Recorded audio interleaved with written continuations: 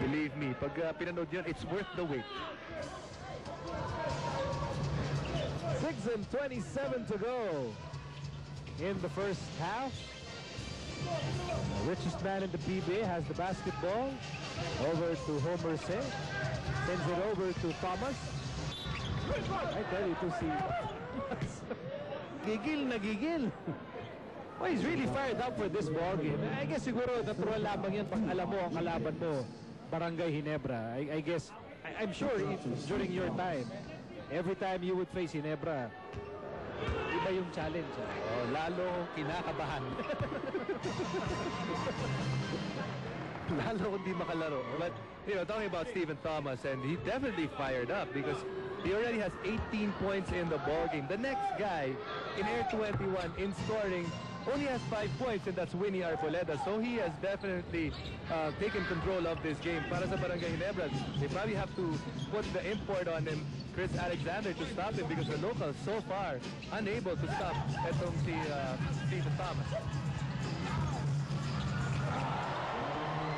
Courageous move para kay Ronald Tubid, giving Ginebra a 1-point lead, 36-35. Tubid with 7 points off the bench.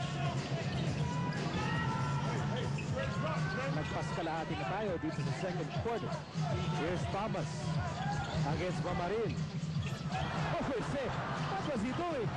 Ito na, Thomas fires, no go. Rebound para kay Kagiwa. Takbuhan ng Ginebra dito. Kagiwa almost lost the ball. He fires and it's short. Pero nakuha ni Helterbrand. 1-point lead para sa Ginebra. Here's Helterbrand. Tubid, wide open. And it's Alexander who got the rebound against 3 white shirts. Kagiwa fakes. Kagiwa fires. Listen. And Thomas says enough is enough. Sends it over to Homer C.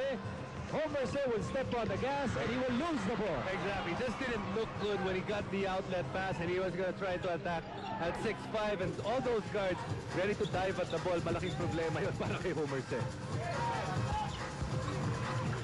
Here's Mamaril. Kagiwa. Floater. Oh, may have twisted an ankle. Mark Kagiwa.